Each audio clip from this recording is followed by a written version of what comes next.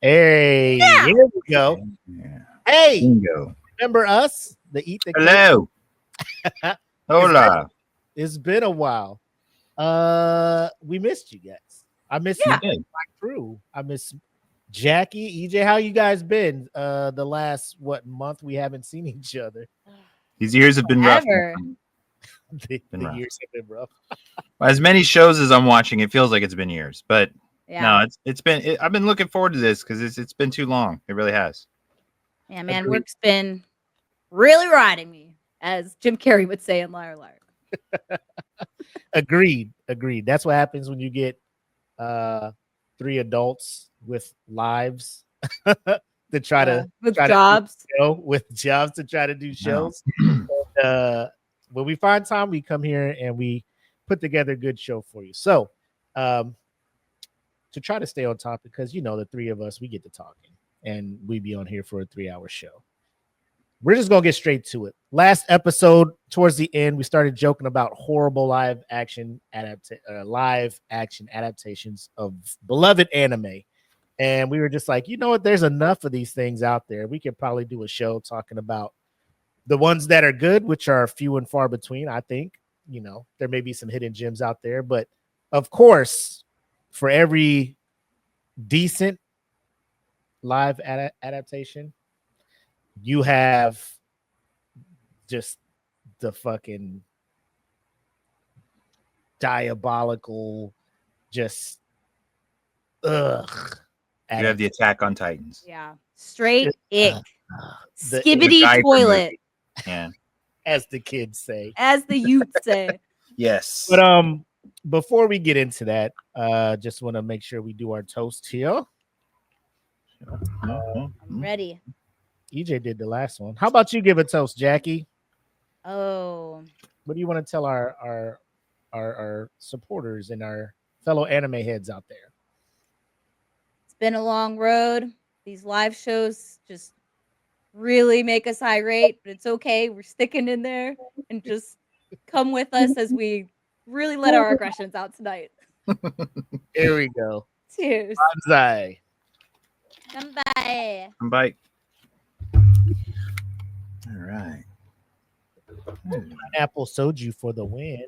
Spicy. Oh. I gotta change it. I gotta stop doing Jose Cuervo. Ooh, yeah, you do. There's so many. There's way better tequila out there. Yeah. I know. Well, ladies and gentlemen, fellow anime heads, without further ado, let's get in to episode 19 of Eat the Cake Anime Live. The following is a presentation of the That Feeling Podcast Network, reminding you to always question the answers. Eat the cake. Eat the cake. Eat it. Eat the cake. Yeah. Eat the cake. Eat the cake.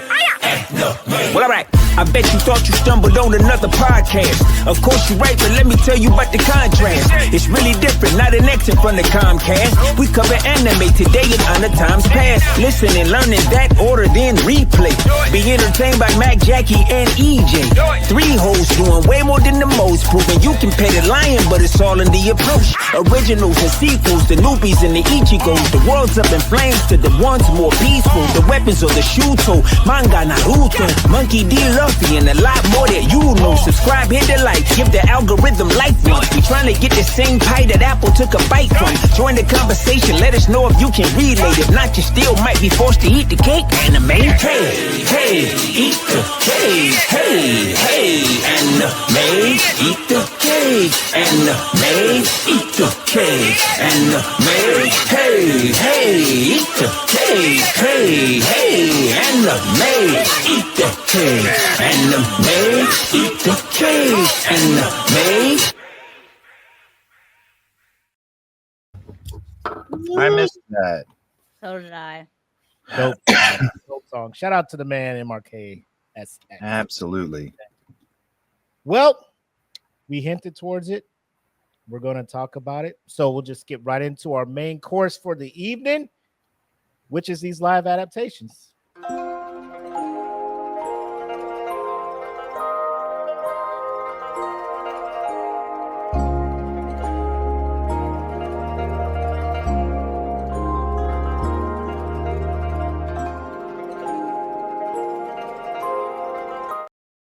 You know, that's kind of a tease because you show some really good ramen, but we're about to talk about some really shitty. Oh man. Valid. That looked really good. Valid. However, here we are talking about these things, and I will say,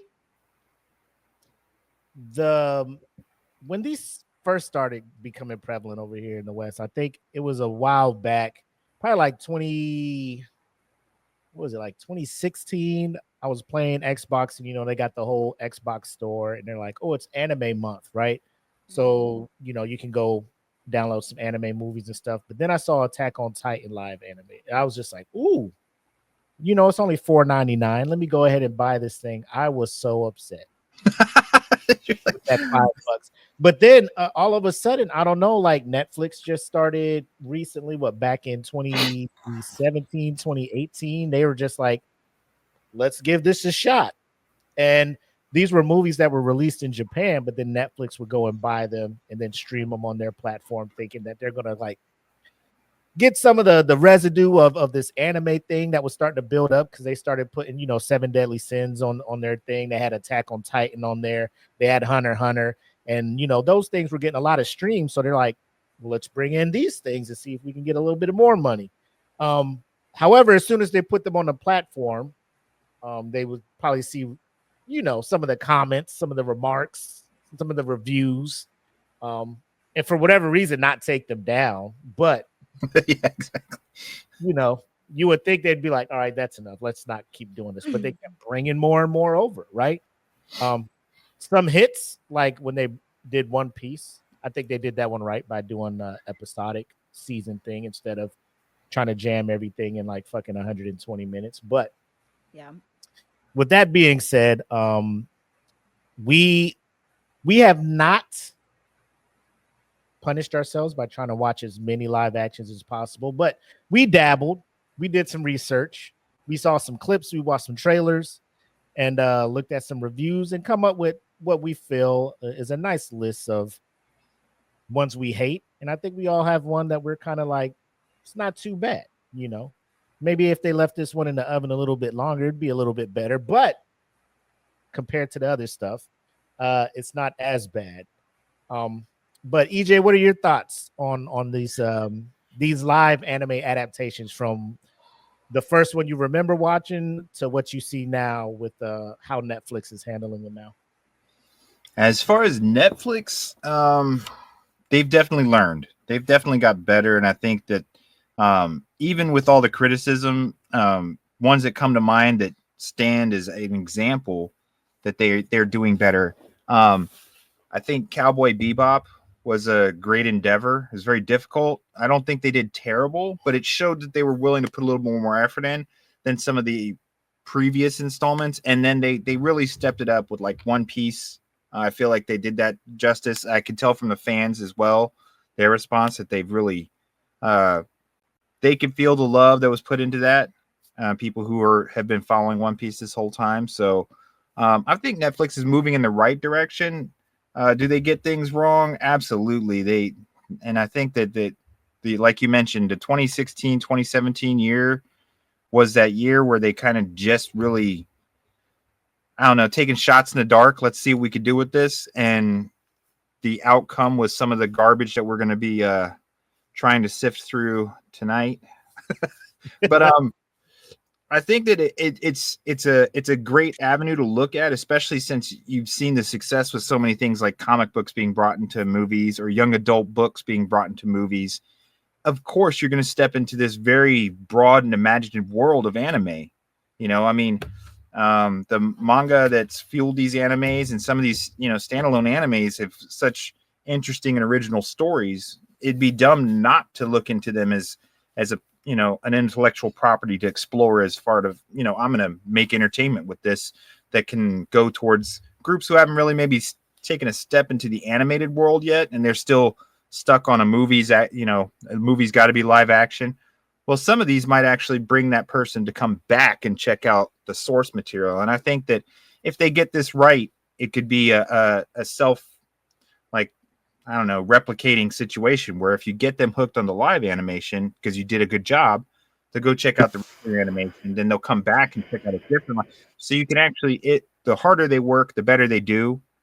They're making the industry grow. But we've seen the counter to that as well. So Yeah. So Jackie, I just want to ask you. Eric did bring up some good points. Like these stories are so deep and involved in like it begs to be, if you can duplicate it or imitate it in another medium, why not, right?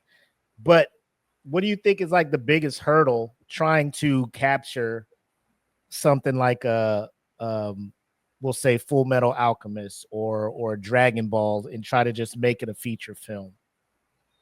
Well, CGI is going to be like the biggest thing because depending on when those shows were created compared to now being 2025 and what the show is able to do, like the anime itself, I think it's going to be the hardest thing that any director or special effects like creator is going to have to try and replicate to the best that they can without it looking like something from, if you guys remember watching Santa Claus with Tim Allen and the reindeers, like it looks terrible. Back then it was so real. Or like the claymations, right? Like let's just do what the claymations did, Yeah. wow. I think that's going to be hard. It's definitely going to be hard to do. I mean, you look at like movies like Marvel and such and what they are able to put into it with CGI, and it's almost like you can't tell sometimes. It actually looks real. But a lot of these live actions, like they try to take what the animes replicate, especially the ones when there's powers involved. And Netflix does this with a lot of shows. It's so hard to make it look like someone's holding fire in their hand or trying to get this key that you can see and like blast it without it looking really ridiculous. Right. And I think that's probably, and I'm being kind right now. So I think when people get put on these projects and they're asked to do this, that's going to be a really difficult ask especially if you're given a budget that's probably not a lot. And then you're hoping that with whatever budget you get, you hope you get more out of it, with which a lot of these, that if you guys have like looked at, or if anyone else has ever seen it, they either make maybe like 20 million out of it, which might seem like a lot, but it's not for like what they were hoping they would get out of it. Because they got to pay people too. So yeah, 20 million, but think about the people and other things that they're in that are involved in it, and now you only get 20 million. Well, that 20 million could probably go really fast, and that's not a lot of money now. I think you got it right there, Jackie, when you said like the people, because depending on who they throw in, and a lot of times when the Western world gets a hold of it, they look at it still like the Hollywood studio where you've got to have a recognizable face to sell it. And then they spend a lot of their budget there, when actually with anime, you don't need a recognizable face because they're supposed to be fulfilling a role that everyone else already kind of has an image of. What you need is to sell the world. Yeah. And like you said, CG is going to do it, or, the cinematography is going to do it. But I feel like they throw the budget like they do in a studio, Willie, I'm kind of interested because I think we all came up with this when we started talking about Solo Leveling coming out with live action. So what are you thinking as far as these special effects like Jackie was talking about coming out? How do you view that? Is it going to be able to be pulled off, or if you're trying to, well, it just depends. If Hollywood is trying to bring in fans of that property who are probably only fans of that property based on the actual anime, the flashiness, all of that stuff, your budget is going to be ridiculous. I feel like Demon Hunter is doing it right. They got the popularity. They're putting out movies, but they are just doing animated movies, right? They're just staying animated. God, please do not let anybody, Hollywood or Tokyo or any studio, any movie production studio locate, I don't care, sit down and think we can do a live action Demon Slayer. We don't need that. There are certain things that just need to remain animated. I think people who are fans of video games, when their video games, their beloved games, get brought into a movie and that movie is done in live action, I'm pretty sure they are disappointed. I don't know one person who's gone to see a video game movie and it was live action. They're just like, oh, it's pretty good. People will die on the hill of Resident. The first Resident Evil wasn't. You know why people say that? Because of the next 9 that came out after it. They're like, of those 10, this one wasn't that bad. Yeah. But if you played Resident Evil, you're like, what is this? You know, the like, trash on top of the dumpster is always the least gross. Yeah. As you go further down, you're like, oh shit! Oh damn! This dumpster. Rotting. Yeah. So that's what you get with like Resident Evil.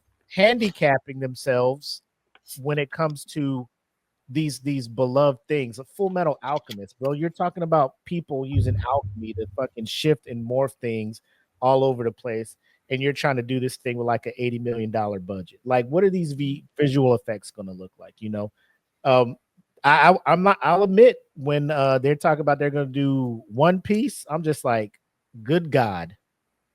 Like, Same. I thought the same thing. The powers that these devil fruits bring these people, Yes. they're gonna try to replicate this on this. Okay, Netflix. But I will say for that one, in the earlier episodes, I think it's easier to replicate. My concern is that they're gonna continue to do this because they did get such a great like audience from it, because they did do a pretty decent job in my opinion. Mhm. But now as these seasons go, and I know how it goes, Right. that's my concern. Yep. So with that being said, we can start with you, Jackie. Do you want to start telling us the ones you did?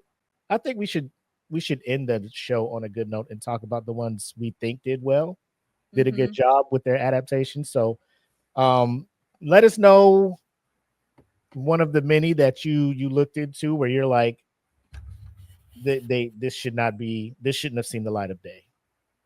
I'm just gonna go right to the point, and I'm not talking about Dragon Ball Evolution. Jesus. Because which is way to wrangle the worst one. There it is. Let me move my chair. First of all, does this look like Goku?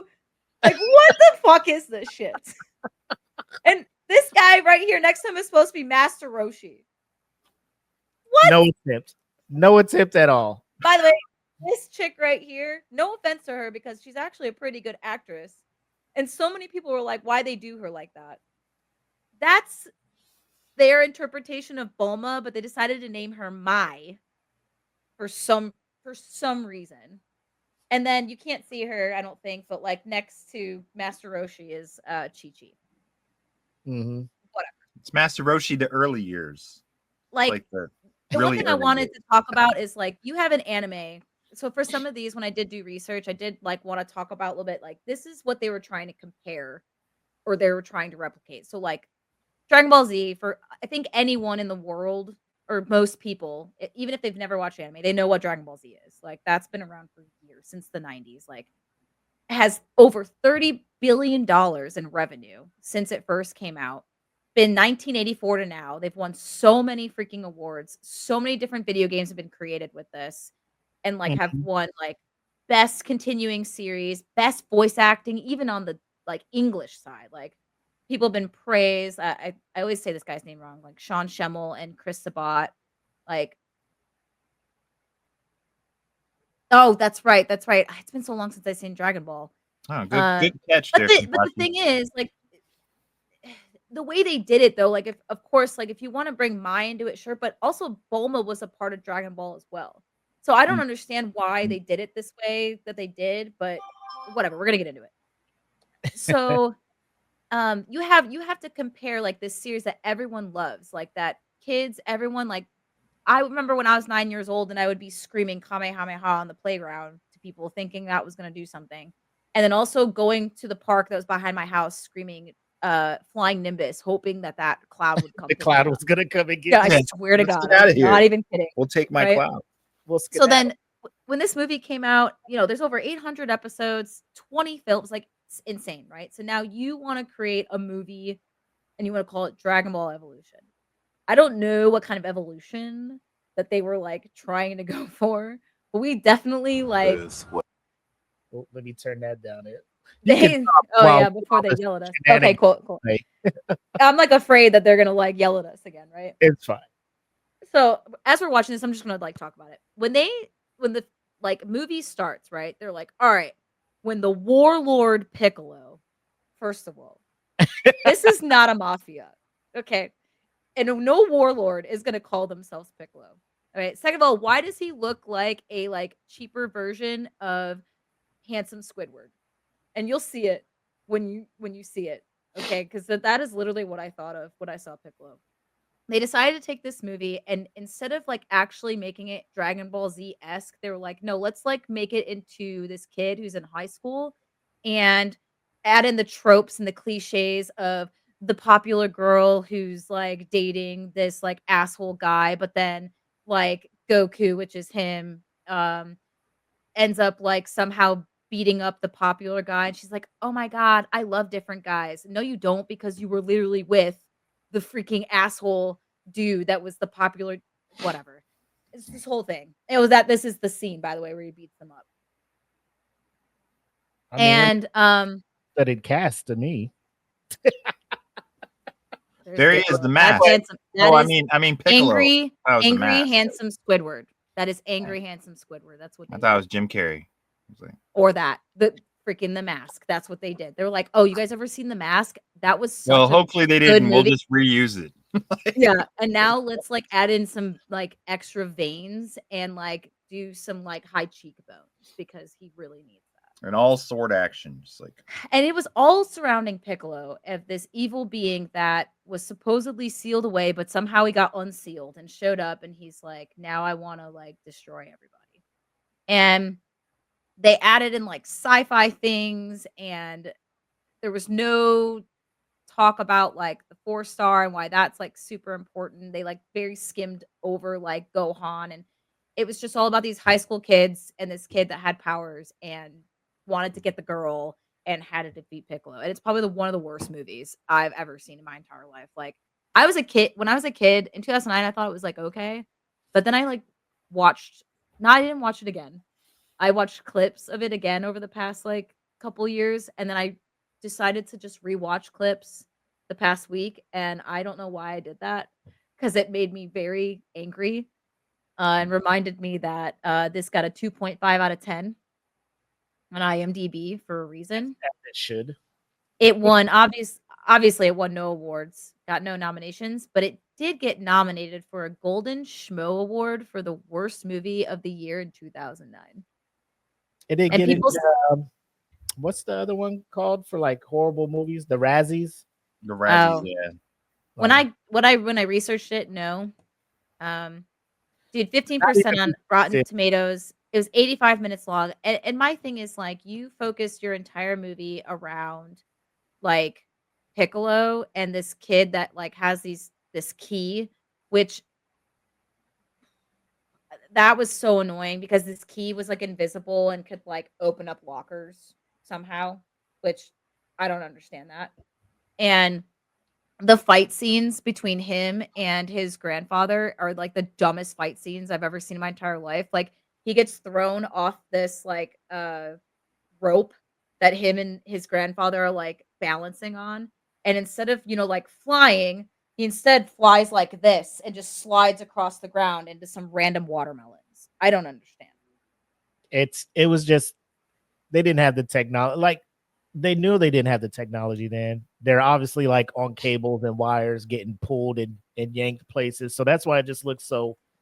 And the wild part is the same effects they use for a Crouching Tiger, Hidden Dragon, but it looks way better in that movie. I think a lot of that too is because of the setting and the way in Crouching Tiger, Hidden Dragon, it's all based on their, the Chinese myths, and so you kind of get that flowingness with it where it doesn't work with Dragon Ball, because Dragon Ball is supposed to feel more visceral and powerful. You know what I mean? And this Crouching is Tiger, also Hidden Dragon's more Tai Chi, flowing, smooth. Dragon Ball's fist in your throat kind of shit. It's but then it didn't convey that at all with the movie. You're just they have other movies where the beginning or the building up of Dragon Ball is all these great warriors and stuff on the planet, right? The greatest martial artists and so forth. And that's where you get the real story with Piccolo and everyone else, Yeah, there's Yamcha, everybody. And you're Krillin, Yamcha, everybody. And they didn't even touch that.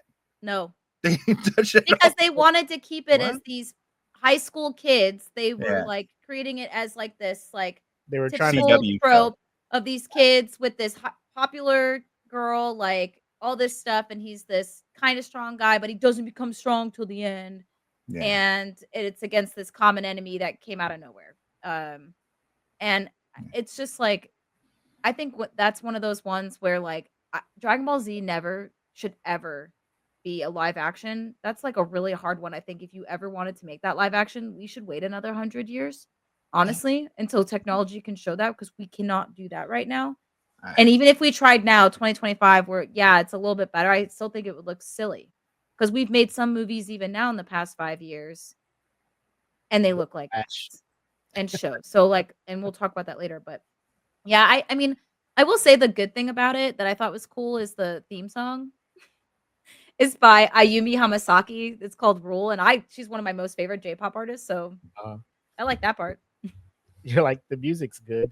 Yeah, and of course, 20th Century Fox is the one that was the studio for this. Yeah. So They shouldn't be making shows like that or movies like that. When it's movies, well, if you're gonna adapt an established IP, you should probably get somebody who cares about it, wants to make sure it's done right and everything. Because what they did, they mashed so much into some outlandish story that you turned away fans of it. They, like, the fans that came to watch it thinking they were going to see, based on the trailer, if you went to the theater and watched that movie in hopes that you're going to see a nice story from Dragon Ball, whichever one, Dragon Ball Z, GT, whatever. any of them, if you thought you're going to see a coherent, like, God bless you. 2, it was just like the casual fan who's just going there to see an action movie left out of there mad too. So I don't think nobody left the theater after watching that movie thinking this was pretty good. Yeah, this is pretty You know good. what I wish they would have done that they probably might have been able to do is a live action of the past, but about Gohan. I don't know of any story that's been made, not Gohan his son, like his grandfather. Mm-hmm. So like I haven't seen like an origins kind of deal. Yeah, like you could do that, because maybe they would have, like, this is what my problem with live actions, like you saw something and you're like, this is so cool, let's completely change it and make it relatable, and not a single person like gave a fuck about that. Yeah. Because they're like, no. But if you want to talk about Ki and all this stuff and how maybe it was developed before it got there, maybe you could have done that better with doing an origin story of Gohan, and maybe you could have named it Gohan. Maybe that would have gotten better, because then you probably, I don't know where they would have gone with that. I haven't read a lot of like the origin stories. I'm sure they're out there. I haven't done a lot of research on that. Maybe that's what they could have done, but instead they just wanted to create a high school Degrassi fucking thing with power. So well, it was Smallville was a thing, like taking very established superheroes and things like that and putting them in teenage situations. They're just like, man, it's working for Smallville, it's working for this. Well, they look at that's a good point, because I think back then that was a lot of shows. Back then was a lot of like teenagers you had with powers. You had your Smallville shows, your Vampire Diaries. What'd they do, that one where it's like a Jughead in them? It was like a Riverdale.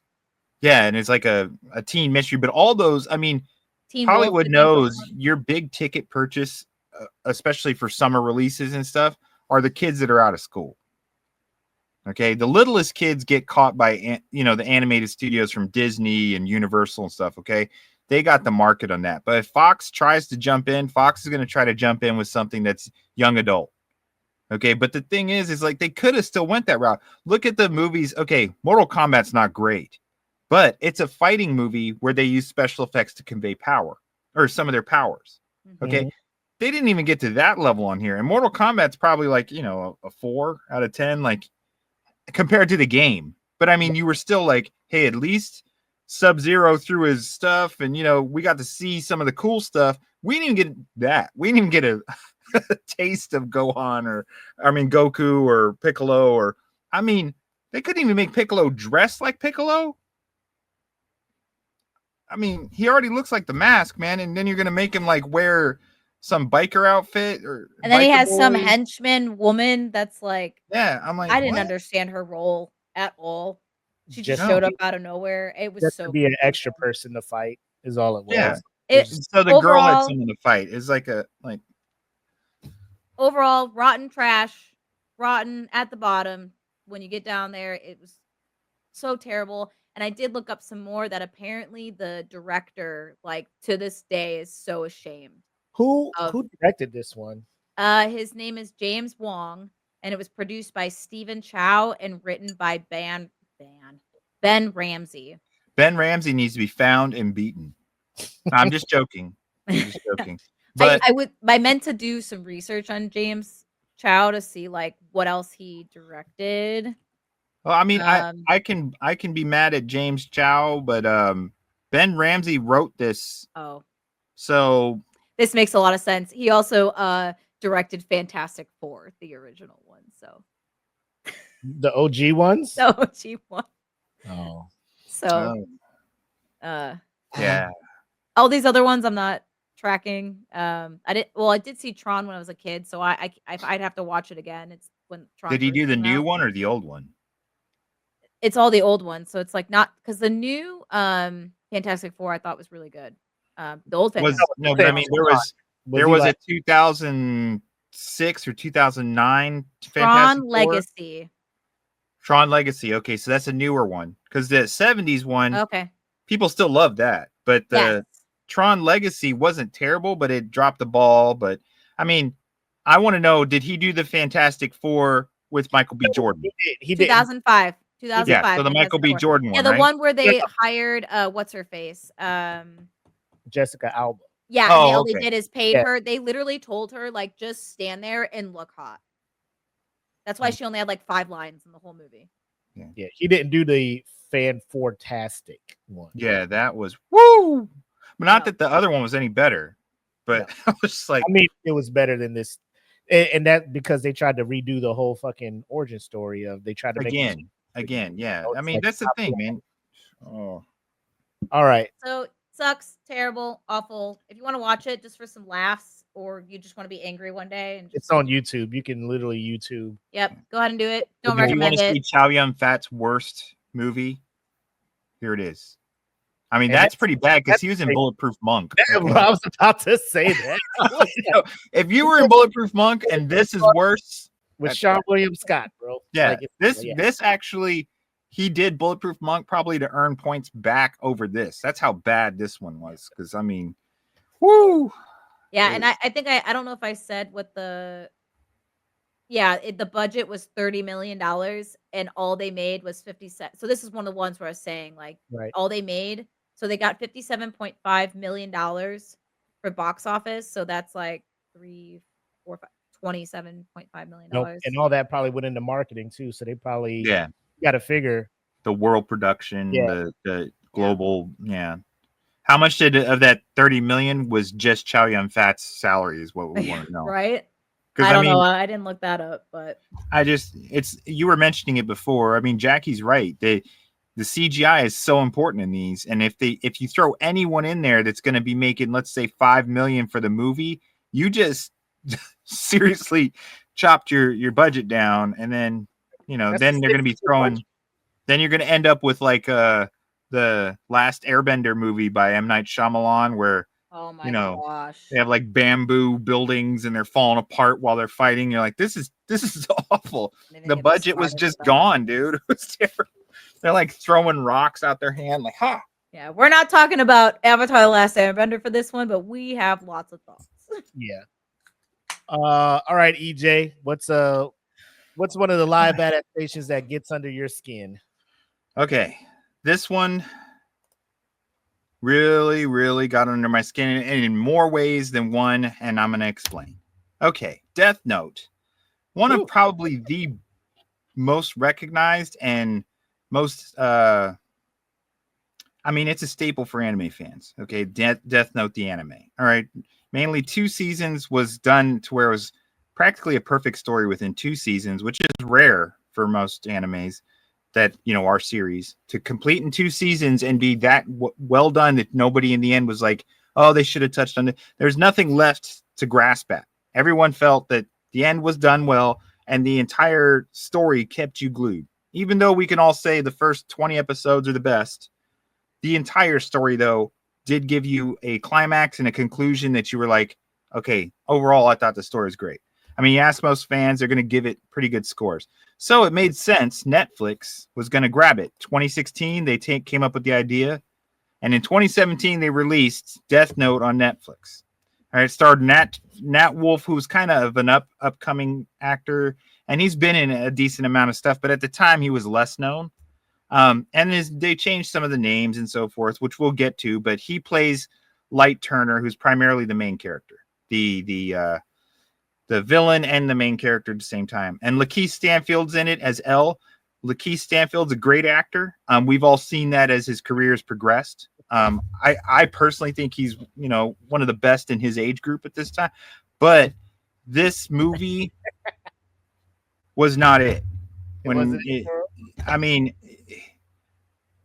It's like giving a great actor, like someone you really enjoy, like let's say Tom Hanks, and you give him the role of, you put him in Dude, Where's My Car? Okay. It's like, that's exactly what happened with this. Okay. And, so there's a Margaret, Qualley, I guess is the way to spell her. She was playing Mia, and the best part of the whole movie, in my opinion, is Willem Dafoe plays Ryuk's voice, or does the voice of Ryuk, which is great. I mean, we all could say Willem Dafoe is one of those, irreplaceable, one of a kind actors. I did hear that he might have been only the best part. Oh, he is 100%. Absolutely. I mean, his voice and his characterization, the Green Goblin kind of. Yeah. Oh, yeah. Yeah. I mean, he can bring life to his words to the point where you feel the maniacal energy, even just through him talking. So, I mean, Willem Dafoe's, he's one of the greats we have. And they did a good job with Ryuk as far as putting him on screen the best way they did. Other than that, Ryuk was one of the failing points of this movie. And I'm going to read off what I feel is the most failures of it. But okay. Rating, Netflix, IMDb rated a 4.5 out of 10. Rotten Tomatoes is 36 out of 100. Letterboxd gave it 1.5 out of 5. So all across the board, nobody has ever given this, much appreciation. And that's because the source material is there. It's so easily accessible. And that's one of my points, one of my main points. If you're going to be the company that's releasing this, and you're the streaming network carrying the anime, because they had the anime. They had the 2 seasons of Death Note, and they released this. So obviously, if you have the source material and you're going to release a movie based on that, you might want to make sure that it's at least close to what you already have on your streaming platform. Because if people are watching it going, oh man, they're going to release the movie, I'm going to watch the series. So someone takes the time, watches the 2 seasons of the series and goes, I love it. Movie comes out, and then you just made them pull their subscription to your streaming network, because this was not the movie at all. Okay, so that's point number 1. That's a huge mistake. Number 2, the lack of building on Light Yagami, okay, or Light Turner in this. When you watch the anime, they take the time for you to explore the depths of Light, how incredibly intelligent he is, and his descent into this godlike complex. Okay. That's the whole pillar to which this story is founded on. Okay. Is that moral battle, and is it correct? Is it right? Is it wrong? All that though hinges on the fact that you buy into Light being this super genius with a thirst for bringing justice, for changing the world. They don't sell that to you at all. Okay. They give you a Light that you feel is kind of just weird. And I'll get to that. Light never displays his cunning or masterfulness for being elusive, like evading all the authorities. I mean, in the anime, there's 2 or 3 episodes where it's just Light using his mind to manipulate the evidence and stuff that they're going to find, leading them completely away from himself multiple times. Okay. So it's showing that Light by himself, with the book and his understanding of that, is able to take the entire special task force of this police department and throw them in all these different directions at a whim. So, I mean, you get the level of his intelligence, which is so important when you're going to introduce L, because L is this child prodigy across the world who's respected as an investigator. If you're going to bring him in, you have to establish that the guy he's going after is just as intelligent. Okay. And that brings me to the next thing they failed is part of what made the series so great is the interaction between Elle and Light.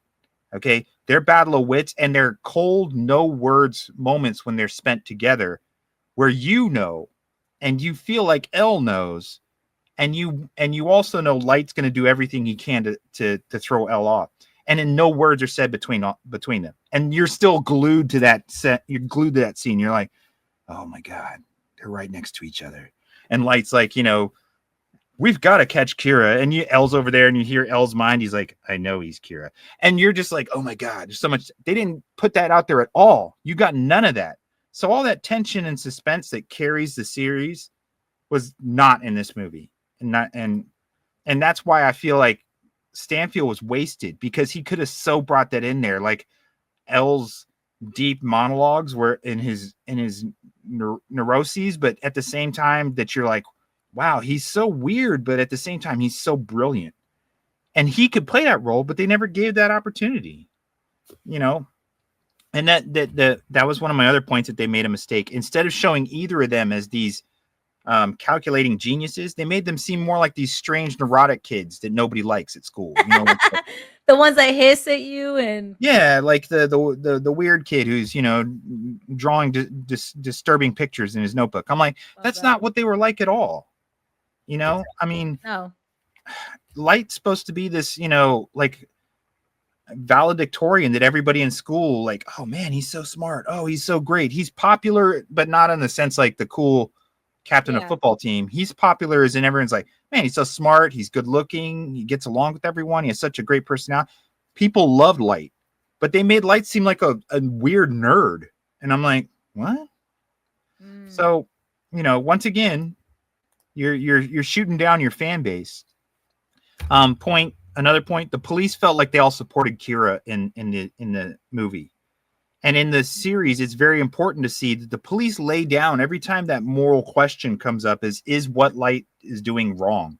The police is there to kind of center you again, like, yes, punishing the people who commit these atrocities is important, but it's not up to us to take their life. Right. And they're there to be that compass, you know, to remind you while you're watching the series. Light's dad, the police, they're all like, yeah, these are terrible people, but we don't deserve to just kill them. You know, and that's reminded to you constantly.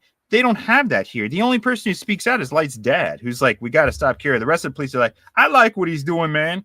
I'm going to throw my badge in and quit my job. I'm going to let Light kill everybody, or Kira kill everybody. So like, stupid. What? It was it's just, you know, it robbed more facets of the story. I feel like they added gore that was unnecessary. I think to try to add shock value and action when it's not a series that was driven by that. It was driven by story and dialogue and suspense. Ryuk's observations were totally cut. You didn't really get to sit back and listen to Ryuk talk, or Ryuk kind of having a conversation with Light where you know Ryuk's foreshadowing the end. Ryuk knows way before how this all. He actually tells him in the series, this is what's going to happen. You're going to get to a point where you're going to get screwed up, but in the end, I'm going to get your soul. In the end, it always happens. Every mortal that has ever come into this situation, their soul is, belongs to us in the end. So, but you don't get that. Ryuk's more of a visual eye candy that pops up occasionally, and we get some cool dialogue with Defoe, but it's not along the same lines where you see the near omnipotence of Ryuk. Ryuk kind of just relishing in the turmoils amongst humans. That's what he's there for. He enjoys watching that conflict. We don't get that. I mean, like I said, they did a good job putting him out there. I mean, this show is a little dated, but it survived pretty well seeing some of the other stuff we've seen. I mean, Ryuk was brought to life very well, but it wasn't enough to save the movie. So in the end, I feel like the other thing that they threw in there, and this kind of goes with what Jackie was talking about, is Dragon Ball.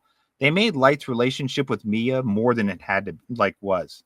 They tried to make it this romance. They tried to make it this bond where, if you've watched the series, Light has no interest in Mia in that way. He only uses Mia.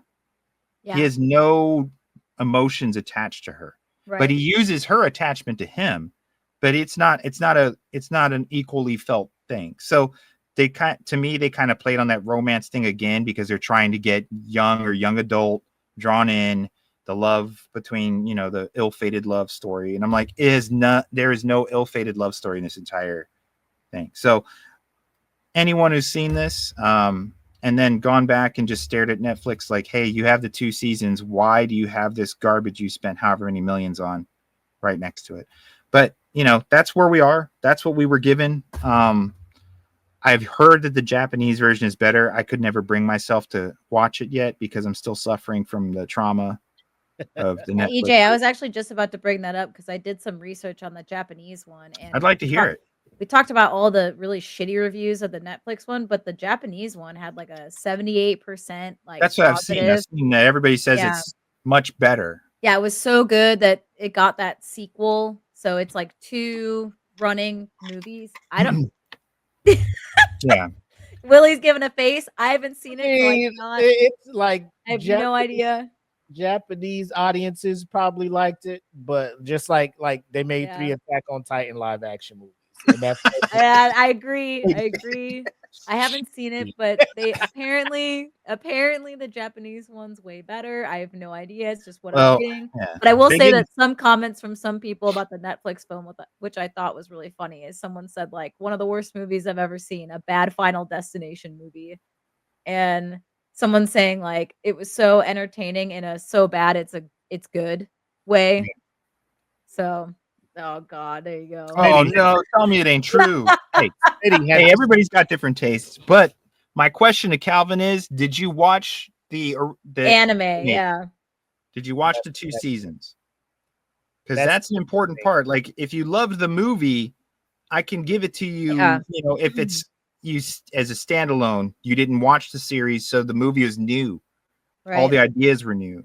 Yeah. But if you've seen the series, I don't know I can't help you, Calvin. I mean, there's a lot of people too. I was researching that like they've had friends that watched the live action. They're like, yeah, it's really cool. But then they went back and watched the anime and they're like, what the fuck is this? And they were like, so. And it's like Willie said, you get someone who's passionate about it and give them a lot of the controls and play and you'll probably end up with a much better end result. Like, I mean, always comes to mind for me is Deadpool. Okay. You had Ryan Reynolds who'd been fighting for 10 years to make this movie, going studio to studio on his own, asking with the scripts that him and his, his friends and fans of the scene have put together. And he fought and he fought and he kept getting turned down. But it showed in the end result, someone who loved the material, even if they don't know it all. Just the passion for the material that they do know, they presented it to us all to try to share what they like.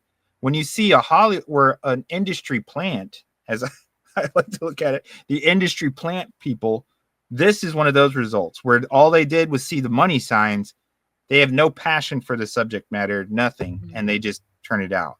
It's a shame because some of the actors were great. Yeah, what's interesting is, did you guys like the Godzilla vs. Kong movies? They're okay. My kids love them. Well, the same director that did the Netflix adaptation is the same dude that did the Godzilla vs. Kong. I would assume his budget was bigger for the Godzilla movies than it was for this. But he did. So that's what I mean. But it's interesting when you put these directors in and they get this. You're trying to get this director to however long this movie is. What, like an hour and minutes? Yeah, hour and an hour and a half to try to do this whole Death Note story, right? And granted, they take some liberation, some liberties, and tell this weird version of the story, Light versus L, and Ryuk and all that stuff, and they wrap it up, and people who are new to the product are just like, oh, that's a very original thing. I like that, Yeah. God forbid they go read the fucking manga or watch the animes, like outside of Smitty, Smitty has his taste, He said he tried to go back and watch the anime after the movie, and it puts him to sleep. And it's probably because the movie compacted so much stuff in 90 minutes, and then you're watching the fully fleshed out story of the anime, and you're just like, I wish this would just hurry up. So I can see his point on that. but it's just you just can't put a director, put handcuffs on him and be like, here's fucking 114 chapters of a fucking story. We need you to make this like in 2 hours. minutes. At Mhm. most. Like, You get 90 I minutes. mean- Budget ain't we ain't got the film to roll it out. This ain't the Snyder cut. You know what I'm and saying? I mean, you see some of the similarities, though. You brought up that he did the Godzilla movies. Now, when the Godzilla v Kong movies from, I think it's or Godzilla v Kong, and then there's the new Empire one or Kong. Whatever. Anyway, look at the parts with the human characters that take acting and dialogue, and you'll be like, I'm glad my kids like this movie, but the acting is awful. It's like the dialogue is awful, and just Well, yeah, when it's aimed at kids, they don't give a shit. They don't care. know. They don't I'm know. not saying that the classic Godzilla movies, they're the people in that too, the Japanese ones, those stories suck, man. Because nobody came to watch people. No, you I'm know, there to see giant kaiju kick each other's ass. But then, you know, with the recent ones, they kind of throw star power in. Once again, it's a Hollywood industry situation. They're like, we'll put some faces on that people like the guy. Hey, who's the guy that played Beauty and the Beast character? That guy. We'll get this lady. People know them. We got to put a comic guy in there. Got to put someone funny in. He's going to make comments the whole time. They went with the standard mold of everything they ever turn out. And then when they apply it to these anime movies, that's why it feels so fake, because they don't take it to flesh it out for what the original story was. They take it and they try to force it into this mold of got to have a love interest. We got to have a deep scene where they share something personal between themselves. We got to have comic relief guy. All the things Hollywood puts in every movie. There's going to be a chase scene. We've always got to have a chase scene. Like, really? Gotta have a hot girl. Gotta have a hot girl. If there's a boob or a nip that slips, that'd be great. Can we throw that in there? What if Godzilla breathes fire and then the woman standing there, her nip pops out of her shirt? What do you think? Like, what does it have to do with the movie? That's what we get. That's what we get. So that's my review of Death Note. If you liked it, like Calvin, I'm glad that somebody did, because they spent millions of dollars for you to like that, Calvin. Everyone else who didn't like it, I'm sorry. I feel bad too. Well, but maybe the Japanese version might make you feel a little better. Willie says it's not, gonna really save you, but there's always therapy. Just check your health insurance. All right. So what do you got for us, Willie? So riding, I think, the heels of the Death Note, because Death Note, I think, was 2016. 2018, Netflix is like, let's roll the dice on Bleach, right? Notice how I feel about Bleach. Bleach was my gateway into like legit anime. The first legit anime I was watching besides Dragon Ball, the first one I watched with the subtitles. So watching that from start to finish, including the ridiculous amounts of filler episodes, I'm just like, this is my shit. Bleach is like my baby. So Netflix is like, abracadabra, here we go, Bleach the movie. I'm already mad at what they did to Death Note, so I'm super upset about Bleach. But because Ichigo is my guy, I try to watch it. I didn't finish it. I tried to watch it. It is the most disrespectful thing I have seen.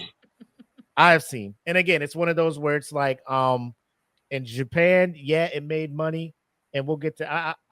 I want to hit on something about that later, but overall box office in Japan, it made $4,492,000, right? Woo, right? Compared to now, Demon Slayer's over there fucking pimp slapping all their old box office. Yeah, for real. Let's talk about that. Put a pin in that, right? Yeah. Anyway, the one thing I will give this props on is when they did the dub version, they went and got the voice actors, several of the voice actors from the English dub version of the anime to dub the movie as well. So they got Johnny Young Bosch. They went and got Stephanie Say, who voices Orihime. They went and got Derek Stephen Prince, who does Uryu. And they also got well, Kaji Tang, the guy who voices Chad in the movie, doesn't voice him in the anime. However, he does voice Gojo and JJK, which now he's like the man now. So he was very lesser known. Now he's voicing, you know, the For the dub, yeah. girl. And then they're just like, ooh, this is my guy, right? But they did a lot of, hey, we'll get the English actors that voice them in the anime and they'll voice the movie, which does kind of help when you're watching it. You're just like, well, it's not too far off. But I will say the biggest thing is, again, trying to compile so much of the story into, what did they give this? They gave this an hour and 40 minutes, right? Yeah, 140. An hour and 40 minutes to try to go through not even the full arc. This movie ends with oh my god, I fucking Ichigo. Jesus Christ. I was about to call him Kurosaki. Yeah, that guy, the main character. Kurosaki. I'm just like where Kurosaki was, but Ichigo is fighting the Kingfisher hollow, Yeah. which happens way early in the first Yeah, season. it doesn't even make it out of the first It ended with that. Yes, Yeah. that was the battle. So while they're fighting, Jackie, listen, while they're fighting him, you know, Byakuya and Renji come in and they interfere with the fight because they're trying to bring Rukia back. The story is so jacked up, and that's the part I'm mad. I'm just like, how did this movie make money in Japan? When in Japan, one of your OG out of their mouths, the big three, one of the big three, manga, anime. This is the live action adaptation, and this is the story they mangle together, and then, you know, they put it in theaters, and you're like, oh, here's $4 million. We'll fuck with it. How? And this is what I was telling you. Like, it did so good in Japan, it made sequels. Like, bro, this, like, they just go watch movies, I guess. I don't know what the fuck they do. Yeah. They also buy, like, you know, used panties out of vending machines over there. So it is what it is, you know. I'm not here to judge. I'm not here to yuck anybody's kink, but you know, it is what it is. However, watching that movie, it's hard for somebody who's a fan to really get behind something like that. When you love something like that, and I know like we're kind of pressing on time, we're running into an hour, but like Jackie, I think you would agree when you're looking at a very beloved anime that a lot of people enjoy and rank pretty high, and then now, you know, like Full Metal Alchemist, right? Did you watch that one or no? Or you just watch trailers of that? And I watched some clips. Reviews. I was going to watch it just to do it, but I couldn't. Right. But the clips that you saw of it, right? You're just like, what are we doing here? Everyone decided to come together that love cosplaying to create a movie. Yeah, I saw those people down at the Holiday Inn for you know, cosplay convention. Yeah, there. those dudes are always on the strip in Fremont. Yeah. So. just painted up some cardboard armor. Or go to LA, you know, right there where all the stars are. That's where those people sit. And I think the real big disappointment is when Tite Kubo created Bleach. He was like, he wants to make this thing so outlandish that it is impossible to do a live action adaptation, right? He's right. And Netflix comes with the money, and he's just like, okay, but I have to be involved in the process. And the most important thing, he was like, he wanted to be involved in the process was, and again, like, Tite's my dude. Keep Thousand Year Blood War coming, all of that stuff. However, he was like, I just want to make sure that the hair color for Ichigo is bright orange. Like, it has to be the vibrant bright orange. Yep.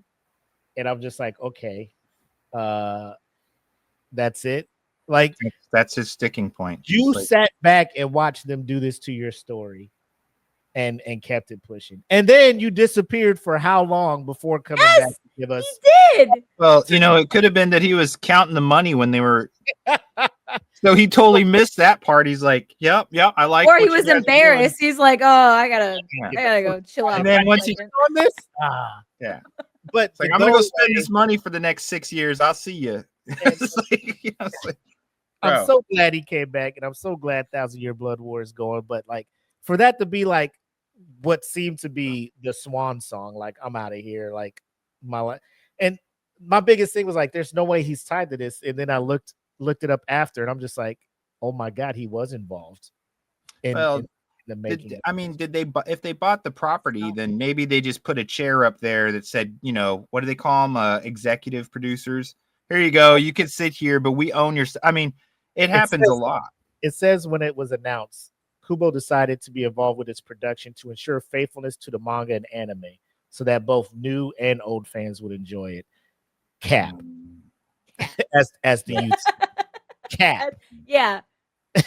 On God, no lie. 100, Yeah, like we're gonna have to call you on that one, buddy. it's just me. Maybe, I mean, there's more people who think the way I do, but IMDb, this is a 6.3 out of 10, 67% on Rotten Tomatoes, and 55% of Google users who watched it said they like it. So it's like a coin flip, a little bit higher than that people are just like, this isn't bad. But to those people, I ask this question: have you seen the anime? That's all I ask. Yes. Because if you just watch it for a spectacle, like, oh, this shit is weird, this is nuanced, this is, you're probably like, oh, this is pretty original, got these people, Soul Reapers, fighting these things, and it's a whole thing. So this is pretty dope. But if you are a fan, and I don't want to be those people, Game of Thrones is out, people who read the book, they're just like, oh, the book is way, like, I don't want to be that person. I don't want to be the anime is way better. Well, yeah, of course, books are. But gonna be better. sometimes it's the truth. Yeah. You can't compile all of this stuff. Nope. I think Netflix was just striking out with these live action movies so much. That's why when it came to trying to do new stuff like a Cowboy Bebop, like an Avatar, like a YuYu Hakusho, like a One Piece, they're just like, let's not try to cram all of this stuff in 90 minutes. Let's let it breathe. Give it like 8 or 9 episodes at about an hour. Yeah. So now you get like 8 or 9 hours to try to do a full arc or whatever of whatever story you're trying to tell. But yeah, man, Bleach was just not it for me.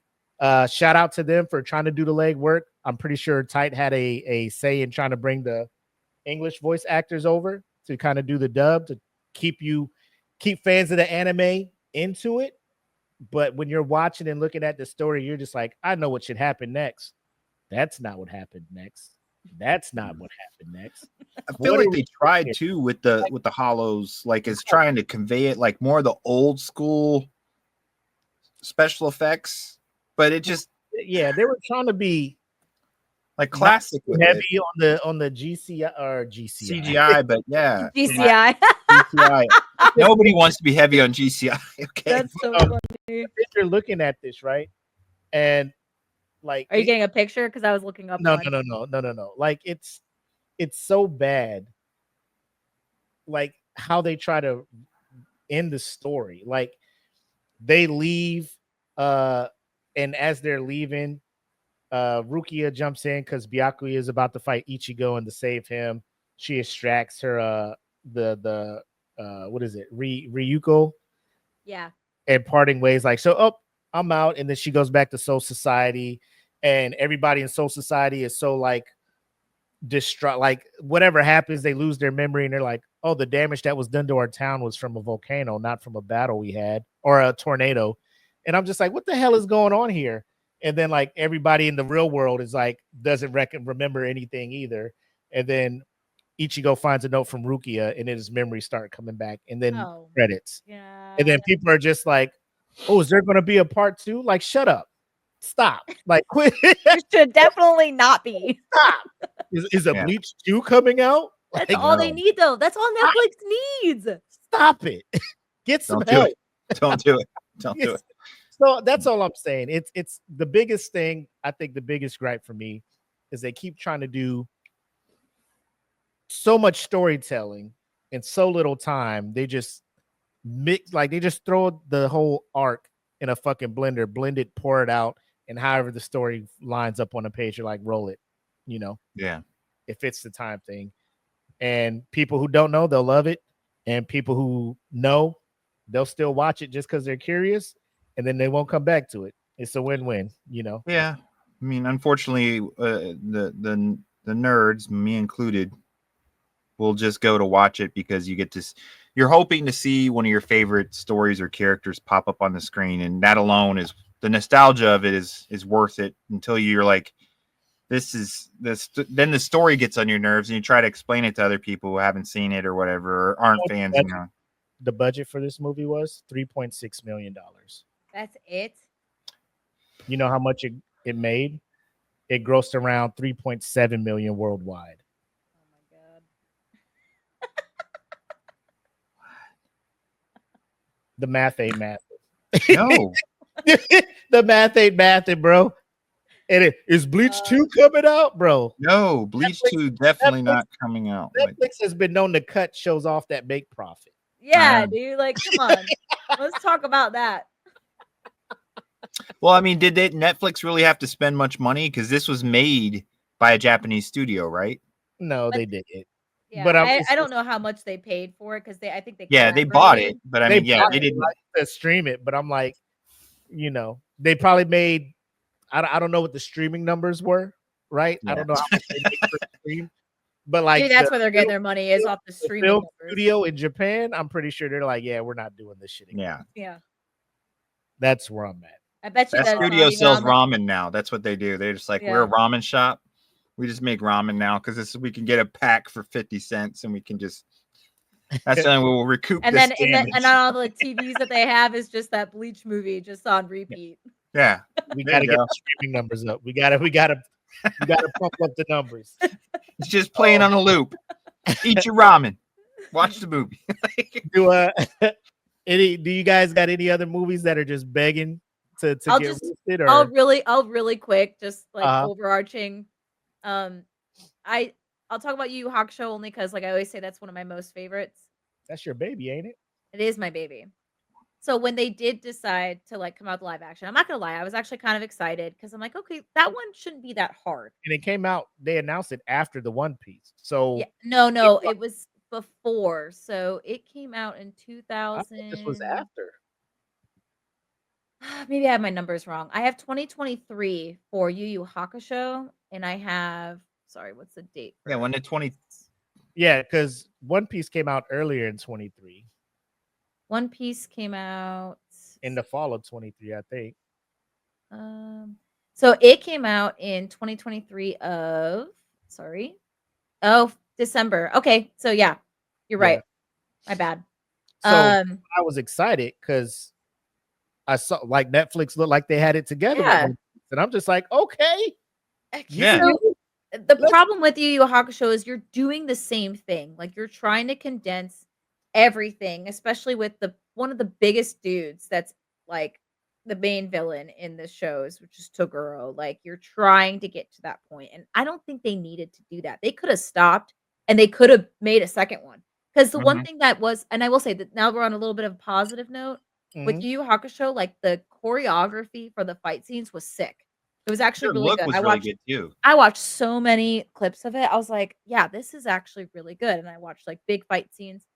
I just want to show the cartoon version. Okay, this is the anime version, sorry. Oh yeah, he was a Toguro. Jacked, right? And this isn't even his final form. Dude He was is problem. A Amazing. unit. can we just talk about the live action? Whoa. This man's a morphed ball sack. Okay. So they use Let's CGI go back. on everything but his Let's face. go back Like, to this. we ran out of money. We got to use your face. Now let's go back Wow. to that. Put sunglasses on him. Do something because it's just, that did, What Gel his hair up. Make it spiky. Yeah. You know, Now, make him this- look like a villain. this fight was okay. I was actually very mad about it because can he move? Dude, he was moving. He was moving. Wow. Okay. I'm not gonna lie, he was moving. Okay, somehow, He looks like roots from a tree. bro. Yeah, It's like dude. when you got a crick in your neck and you're like, Yeah. it can't move. He's like when he slept wrong and you're just like, This fight that I was pissed off about is at one point they had Hiei, the actor, like grab his leg at the bottom. I was like, what are we doing? He's not a child trying to like, if you're ever a kid that you're like, Dad, I'm gonna hold on to your leg and you pick me up and walk around with me holding your leg. Like that's not what Hiei does. So why are we doing that? It's So there's different scenes in it where I thought was great, but at the same time, like it's the pacing again, like just very rushed, not enough emphasis. Like Genkai is a huge, like, she's a very important character for like everything in this show, especially for why Yusuke became the way that he did eventually and like how strong he became. That's his teacher. And she was like basically like introduced and then tossed to the side like she was nothing, which is not at all. And then she's mentioned in that fight at the end where he's like, how much power did she give you? And then all of a sudden, this dude, as he's fighting, he's got like everything is like lighting up on his fist, his knee, his foot. I was like, what are we doing? So just some things that I'm just like, this is really weird. But it did get good, decent reviews though. Like the visual I did thought that what I did think was interesting for the visual effects is I think I wrote it down here. It's the same dude. Oh, I'm on a different. It's the same dude that also collaborated, I think, with Titanic, which I was like, oh, interesting, but different types of effects. So I guess. But the only thing that I will say is about this is like I didn't think they did a good bad with some of the casting. How they dressed up Hiei and what they did was annoying. Everyone else, like I thought they did a pretty decent job with who they chose. But it overall, like, yeah, if you want to watch, this whole thing is just like it's not bad. Like he doesn't do that in the show. Like he kind of does something like this is what I'm talking about. Like everything's lit up, and I'm like, I don't. That doesn't. And then at one The point, Last Dragon. his knee. Why is his knee lighting up? What's got the coming glow, out of his man. knee? He got the His glow. cartilage is coming out of his knee. That's what's fucking happening. Bruce Leroy.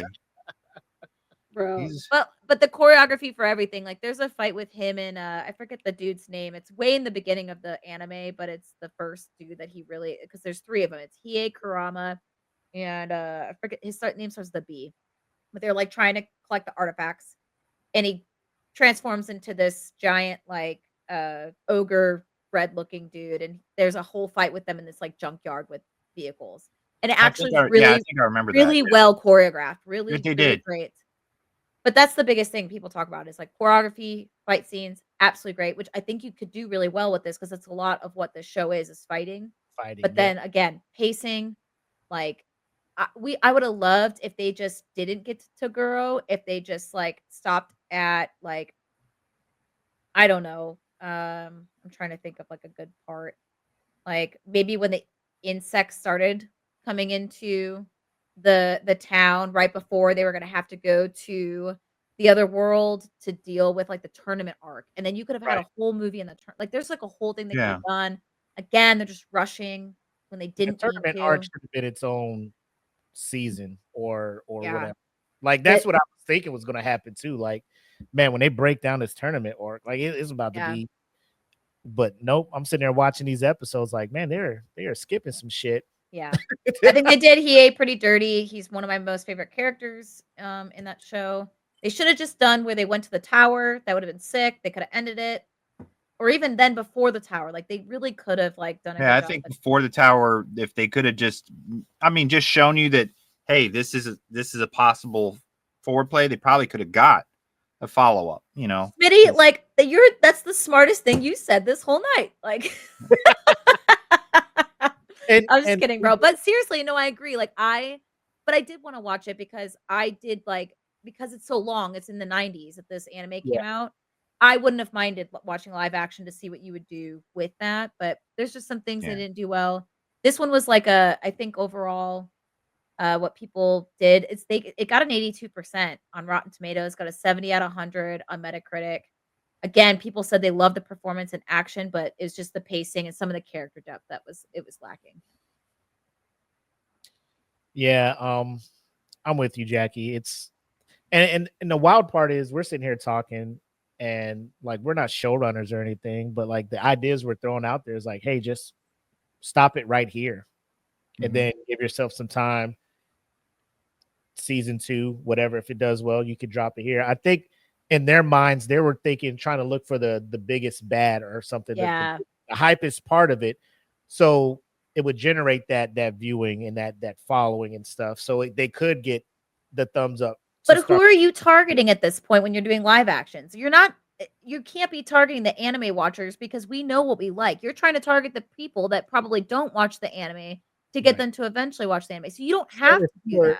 If you were somebody new to Yu Yu Hakusho and they ended it, say when the insects were like, coming through, and you would have been interested, like, hey, this is pretty good. I think I'll tune in to the next one. If they would have focused more on characters like Hollywood, and you're just like, we need to end this season with like a big ass fight. Mm-hmm. And then it's okay to end things on a cliffhanger. It is. Marvel does it all the time. And that's how Marvel got 10 years of continuity out of it.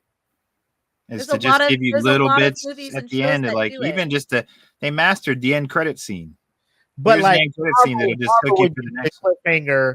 Like after they knock out the big bad, then they find out there's another big bad on the way, and that'll be their cliffhanger. Yu Yu Hakusho is they didn't know how to do that shit. Like they were trying to find, it worked for One Piece because what did they end season 1 at? Arlong Park? Yes. So well, kind of, yeah. So I mean that because that was Luffy's, I think, to me, like the first real test, like his like, fuck, this dude's gonna fuck me up, So ending it after that fight, cool, and then you're gonna just roll into the next arc or whatever. So that made sense. Watching that one, I'm like, okay, cool. Yeah, they did a good job. Yeah, Yu Yu Hakusho. That's why I was, so that's why I was going into Yu Yu Hakusho a little bit more.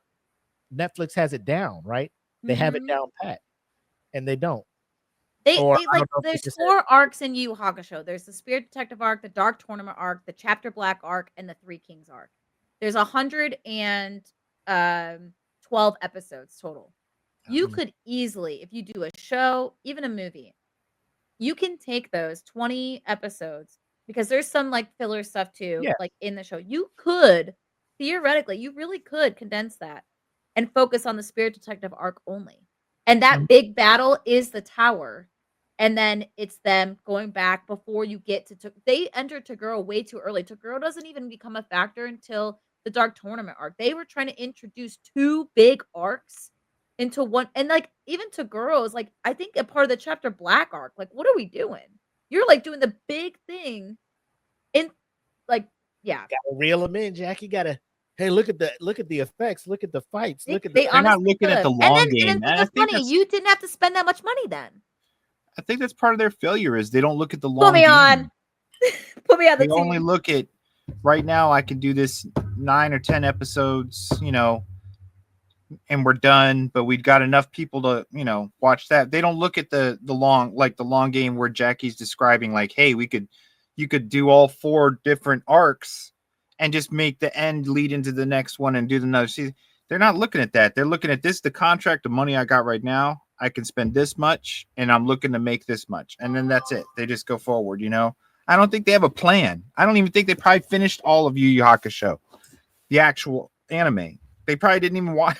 They probably watched parts of it or just read a Wikipedia page on it, or I don't know. But that's my big thing. Like, that was more positive, but a little bit more like where I was like, I have others, but that was my big one. Then I was like, come on, man. Oh man. But like we promised, we're gonna try in on a good note. We talked about some of the worst ones to us that we felt were just a disgrace to the film that they were recorded on. Sorry, Willie, do you want to show this? Because we didn't talk about it. For good reason. For you, those that don't know, that is a Titan that they used for. We're not even going to talk about it. Just that's all you got to know. Live action. It is a terrible, terrible movie. Like they, like that's what you send your best friends on Snapchat when you're drunk as fuck. Like that is like, like what are we doing here, dude? And that's what I'm saying. The character designs that the animators from Attack on Titan used when they were doing those Titans to make them look so abnormal and disfigured, to let you know, like these are people. like when you get towards the end and you figure out that they're just people that are just disfigured and stuff, just no control of themselves. They're just like, yeah, we got to do something like that, but make it look realistic. Like you can't. Okay, that's why it's animated, so you can draw whimsical ass shit. You know, you can't. I get it. Computers are powerful things, and you can create a whole lot of stuff, but stop. You know, and they made 3 of those, by the way. Yeah. They should have learned when they did like what was it, anime or AI did a what Homer Simpson would look like as a living being. Yeah. When you saw that, you should know. Okay, there's some animes we should never make realistic. You know what Japan reminds me of is, you know how the Air Force budget towards the end of the year, everyone, all the leaders get together. They're like, we got to spend this money now. Yeah, we'll spend it or they'll take it from us. So now they're like, all right, we have all this money. Seats. Let's hurry up and make a second movie of it. Yeah, quick before they figure out our first movie sucked. Hurry up before they don't give us money for the next idea we have. With the Spider-Man shit, like they can't use Spider-Man, but they still have permission to use shit from the Spider-Man universe. So like every 2 years, like if they don't make a movie about Spider-Man shit in X amount of months, they lose the contract. So that's why they're just like, shit, we gotta fucking make a movie. Madam Web. Yeah, here. Let's get a bunch of women and throw them in there. Hey man, it's been about 23 months since we did a shit Kraven the Hunter. Kraven the Hunter, throw it. Morbius. We need tits. Yeah. And then they just make a bullshit ass Spider-Man movie. So I think that Japan's probably just like, yo, we got rights to this this manga, and if we don't do anything, we're gonna lose it. Abracadabra, here's a movie. Right, here you go. So this is the least scary man you've ever seen in your life, and he's a Titan. Yep. But we talked about the bad ones. What are some of the?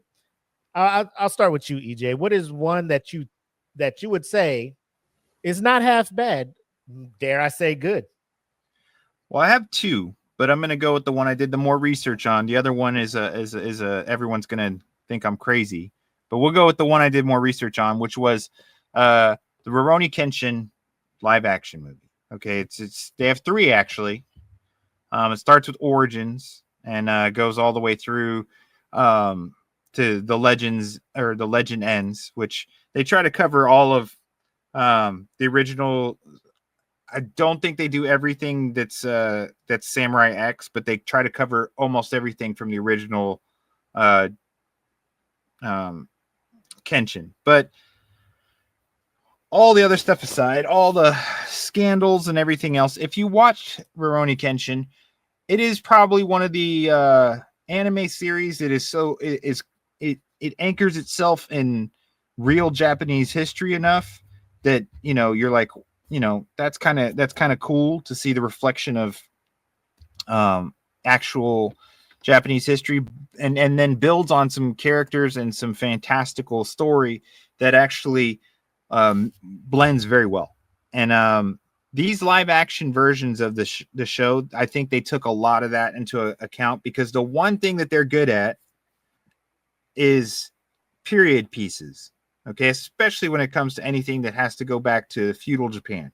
Okay, that's kind of their shtick when it comes to stuff. So they've been doing that long enough to where Kenshin wasn't outside of to where they wouldn't be able to achieve the majority of what they wanted to make it live action. And I think that's one of the reasons why it worked well. One is it's a very good story. It's good enough to follow the story, and it's simple enough that you don't need a whole lot of special effects, is what we keep coming back to anchor people into that world, because it's set in our world. It's just set in a different time period with some skills that are obviously beyond human ability. But as far as having to be as an imaginative as like Bleach, where you're trying to meld a spirit realm into our world, they don't have to do that. So I feel like Kenshin was lucky in that aspect of its setting and the fact of their expertise. A lot of their directors and stuff have experience in doing period pieces or things related to feudal Japan, the samurais, the Ronin, everything along those lines. So Kenshin pulls that off pretty well. I think that their high points for it was the cinematography and the setting and their ability to as you see here, they bring the characters to life enough with the setting, the outfits, the casting, the cinematography, and then you notice that when they come into the action and stuff, because they've built everything else up to enough to bring you into the world, the action and everything can just go, and you don't feel the need for as much flash or flare to make you feel the nostalgia for the actual series. If you liked the series, they made it look good enough that when it comes to the action and comes to this battle scenes where you can't actually see like this perfect skill that was shown in the animated series, enough can be conveyed with that setting that it still looked good. And I think that they kind of benefit, like I said, they don't have anything too fantastical, so they don't have to come up with CGI to pull off everything. Yeah. I mean, there's ridiculous stuff in Rurouni Kenshin, of course, especially sword sizes would get to be, or like that's ridiculous. But they toned it down enough to bring it to live action, and it still stayed true enough to the source material, I think. So that's why I feel it pulls off. It goes very well. You can be a fan of just history and watch it and still enjoy it. Yeah. So it's not something that you had to be versed in anything, and they didn't have to go above and beyond when it comes to setting and graphics. So I feel like Kenshin did really well. All three of them rate well with audiences. I mean, they're all 7+, which is rare for anime to live action to get in that category. Majority of anime to live action stay in the 4 to 5s. Once they hit 6, you're like, that's considered successful. And these all got 7.1 to 7.4, I believe. Yeah. So that shows a high level of success. And I believe a lot of that too is their actors that they picked were popular enough with the Japanese audiences enough to carry that too. They weren't like the Brad Pitts of their field, but enough to where they were up and coming enough to draw in, I think, a Japanese audience that really carried these movies to make enough to make 3 movies. So, and it looks like they're wearing wigs, obviously, but at least they didn't wear the wigs that they wore in FMA. Yeah. I mean, like I said, a lot of it they stayed close enough, but they didn't go over the top to where you would have, I mean, there's characters that would be a little too over the top. I think with some of those, as you watch, definitely remakes made as live action. There's also over dramatic movements, and people do act like crazy. I think that's just how it is sometimes with some of those shows and movies that they make. Yeah, but to your point, like it just depends on like how over dramatic are you going to be? Is it going to add to it, or is it that's your focus of that whole scene? I think you're right. You're right with that because they reeled it in a little bit. You didn't see as much of the wire action. There was a lot of floating and fighting, but less of the wire action where, like, when we just watched a YuYu Hakusho clip, especially his lighted knee attack was like halfway across the whole screen. At some point, the camera angle is going to kill that special effect for you because it ends up looking really fake. So, and I mean, Willie brought it up. Crouching Tiger, Hidden Dragon was another example. Wire fighting, some of it goes to that totally beyond, but because they made it flowy and not hard hitting at the moment, those motions felt more like aerial combat because of the way that it was slowed down and kind of their clothing, everything flowed. The scenery around them, the trees, the bamboo trees. Natural. Yeah, it made it the whole scene felt right. So with Kenshin, they did that too. That whole fight scene in the courtyard. Yeah, there's spots where they jump and kind of their battle goes a little bit aerial, but it's not excessive. It stays in the courtyard. It's not ridiculous. Like he hit him across the city and he's running upside down on the ceiling or something, Yeah. So they kept it believable. And I think that helped. Charlie's Angels. Yeah. Charlie's Angels scenes are what we're missing. All right, Jackie, what do you have for one that you're just like, this ain't too half bad or good? We talked a little bit about One Piece, but I do want to bring up one, and I haven't even watched it. It's been on my to watch radar. It actually has been on my to watch radar, like that I actually want to watch, and it's Erased. So if no one's ever watched the anime Erased, it's a fantastic anime. There's it's a time bender. So something happens, and it's almost like you have to go back in time to essentially like fix the things that happened, or at least try to figure out what the uh whoever it was that did the thing, like you're trying to find that person. And you're not going to fix it maybe, or maybe you will, but you're just going back in time to essentially like figure out what happened. And Erase is a fantastic anime. I recommend it to everyone, but they came out with two different ones. So Erased had a 2016 film and a 2017 Netflix drama.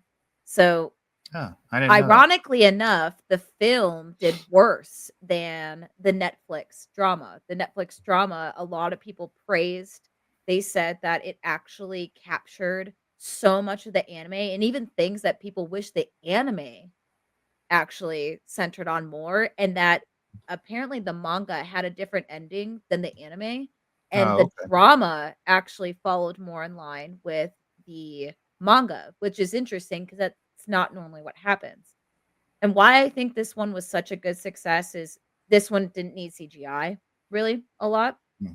It's more so like think of like Inception kind of. I know Inception had some CGI, but it's more of a drama More, now that yeah. you now you have the person going back in time, going through the story, and you're following along. There's suspense. You are like wondering what's going to happen next. You're getting a lot more character development too, and there's a lot more scenes where like you have a lot more. And this is just from what I've read and watched too, with some clips.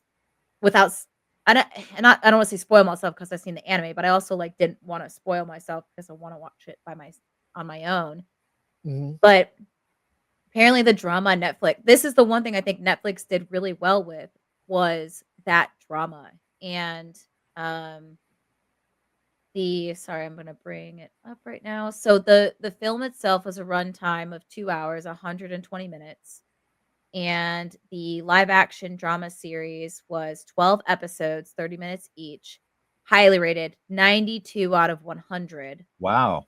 Um the writer and the adaptation for the collaborators, I didn't look too much into them. Ten Yama was the director for the drama series on Netflix. They just did a really fantastic job from what everyone said, and a lot of people said like the cinematography was great, the town remote and cold, the ending followed the manga, final confrontation done just like the manga, great acting and plot, stunning winter scenes, emotionally fulfilling. Like a lot of people were so happy with the drama. And I heard about this years ago, that is like when Erased was recommended to me, people were telling me to watch the drama over the anime, which is crazy. Hmm. And it's because they said that the drama actually like did more for the manga of what people wanted than the anime did, which is crazy. So that is one that I like want to put out there for people that are like not into the whole powers and things like we talked about Bleach, FMA, and DBZ, all that stuff. If you want a drama, I 100% recommend watching this one again. Like, and it's horrible because like I haven't seen it, so it's definitely one of those ones I still want to watch. But um, the film apparently also didn't get bad reviews. It just got like a hey, it was pretty good, but like rushed as always. Yeah. And I think that's anything like you can ask people. Harry Potter is an example. Yeah. As we Still, talk about books, even Game of Thrones, like it's the same thing. Like when you have a book that is freaking 800 pages thick, and you try to like put that all in 2 hours is not whatever going you to. do, like you're not going to get everything, and you're not going to understand the lore of everything and understand why certain characters are saying something or entering or whatever. And you still might enjoy the show, but then when you read the actual source material, you're like, oh shit, I didn't even realize why that person was so important, or why that scene actually was as hard hitting as it should have been. It was already hard hitting for you to watch it, but now that you read it, you're like, yeah, this is really sick. So Erased, I think like that was one of those things they did really, really freaking well on. Ones I'm just gonna like touch on just a little bit because it's just ones that people have said are like, hey, these were actually pretty good. And I'm scrolling down on my notes right now. And Willie's probably gonna bring up some of them. Is Ajin movie. It stars the same guy from Kenshin, and it's actually another visual upgrade from the anime. Golden Kamui, apparently that movie is really good. A lot of people kind of were mixed with Zom 100 because it came out in the middle of when the anime came out. So Yeah. they didn't say it was bad. It was just that it was awkward that they decided to come out with it like when the anime was still airing. Yep. We talked about Alice in Borderland, which Willie, you might mention that. And then if you guys like romance at all, there's a show called Ao Haru Ride. That's an anime. In English, it stands for Blue Spring Ride. I've read the manga. I absolutely love it. It's a romance anime. That one apparently had really great freaking reviews as well. Fun fact, same dude that directed FMA also directed a show called a movie called Ping Pong. Apparently that won a lot of awards and it was really great.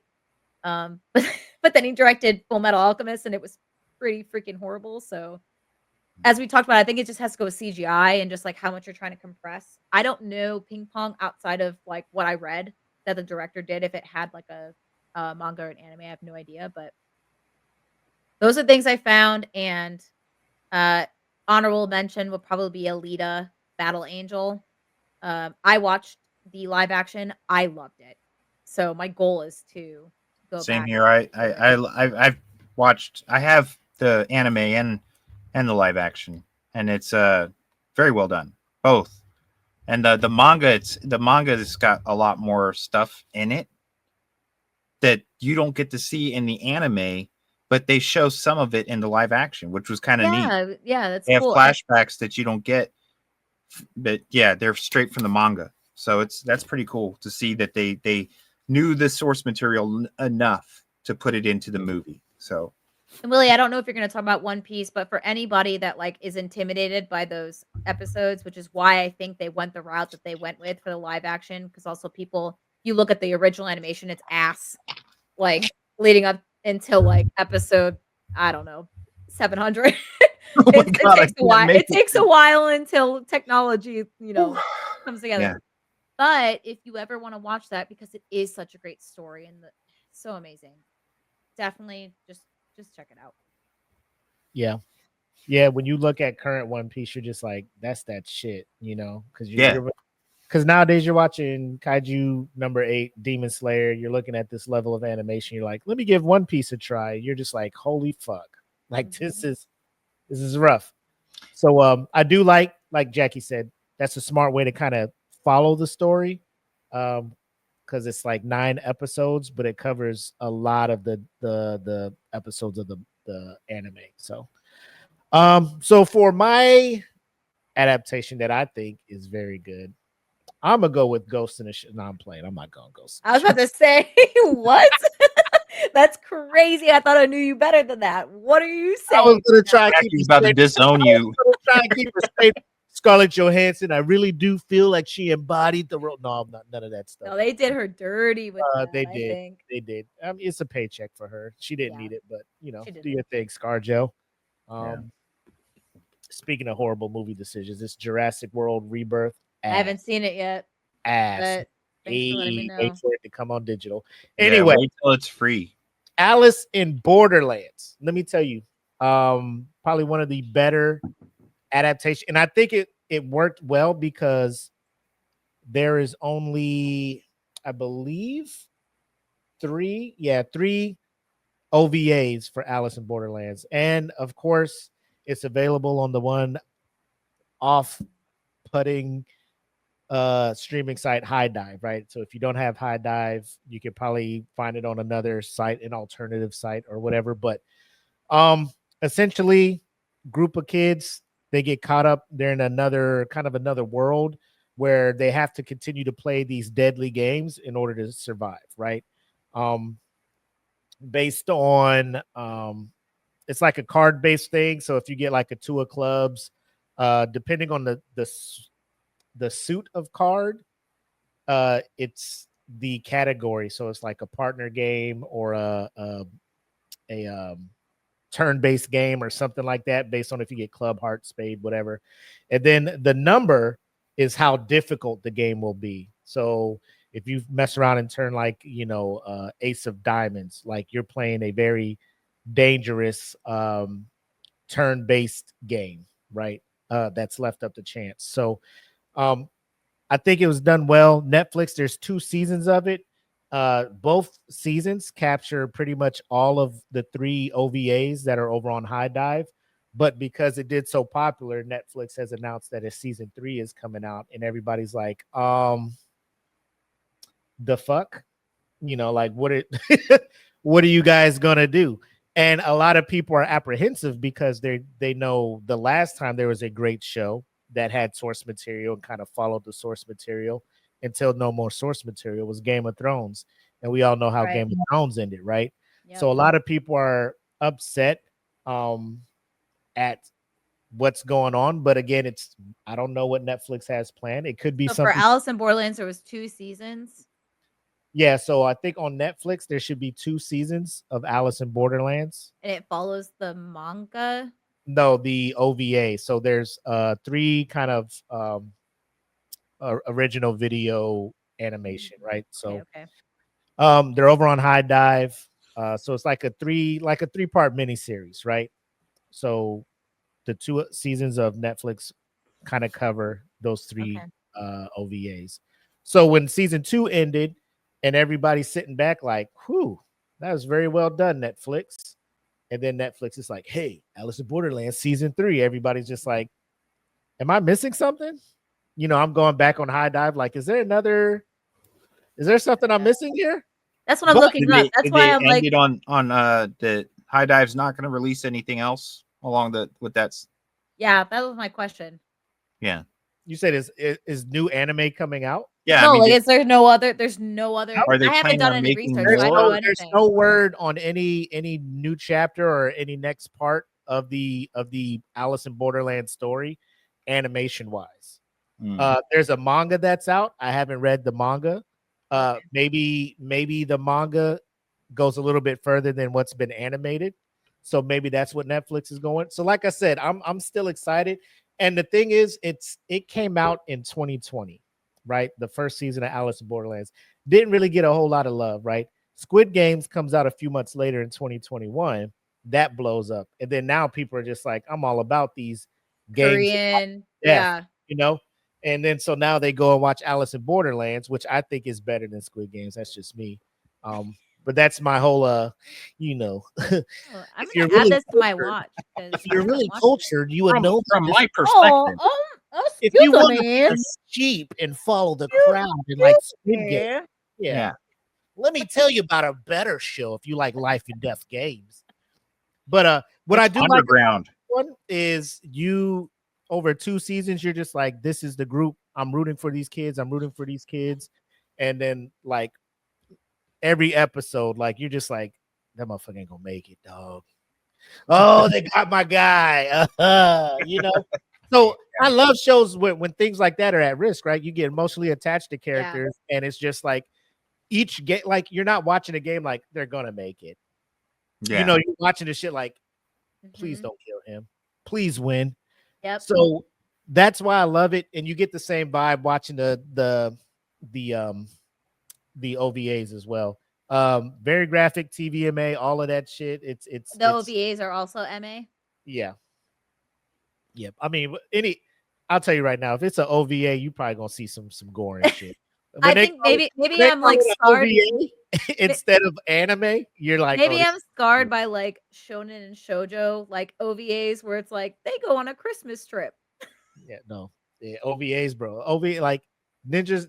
Was it Ninja Scroll OVA? Well, that was a OVA as well. Like you're like very visceral. Like these were things like this ain't coming out in theater. This is you got to buy the tape. Oh, like, okay. Yeah. Japan won't let us put this in theaters, but you can buy this tape and watch it in your house. Yeah, at your own risk type stuff. Yeah. So we don't want to get that's where like full nudity, brains that's flying out, crazy. sticking on walls like that.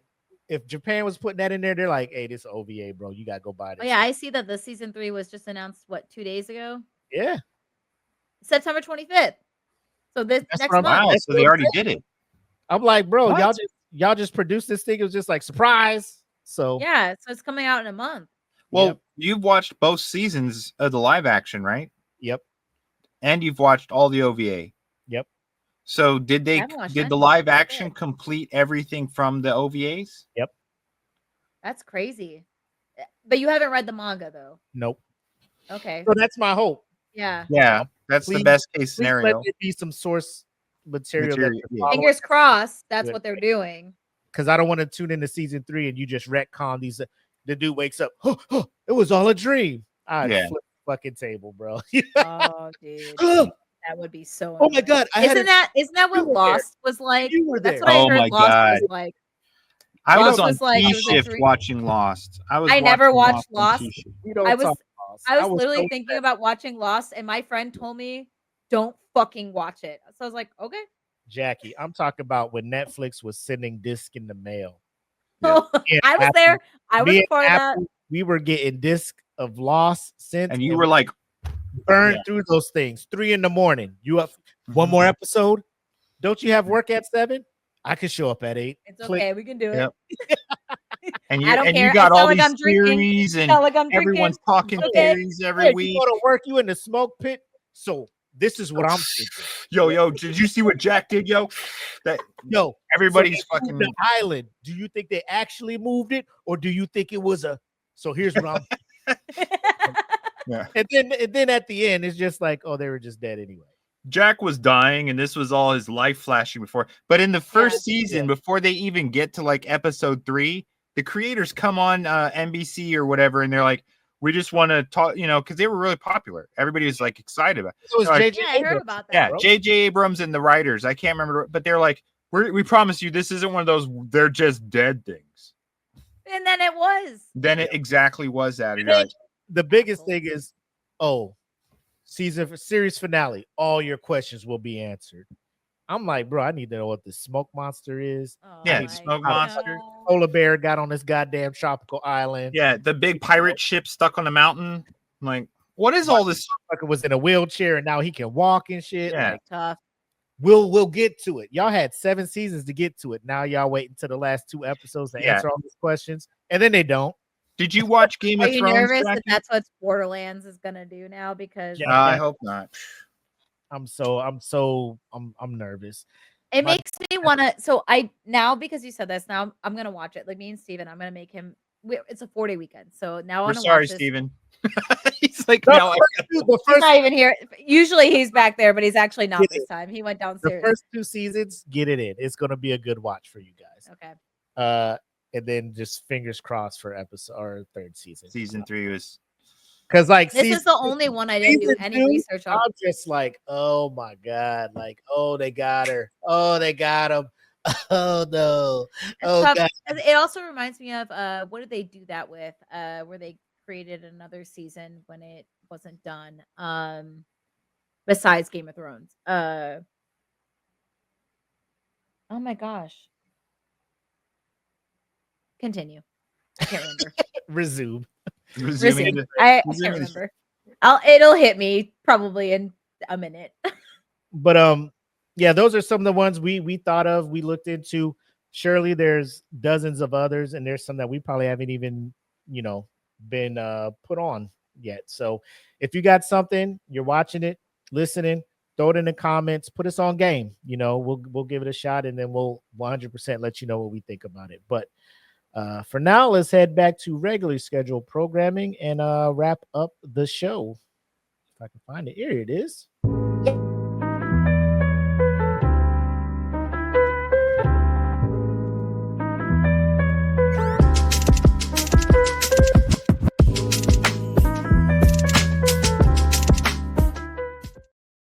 Woo! Great show. Oh, Excellent. Always like went a little over, but I think it's okay. we're under 2 hours. That's We're under that's 2 hours. Alright, we did good, guys. a good step for us. Hey, Billy, I think you did a good job of corralling us. It's hard.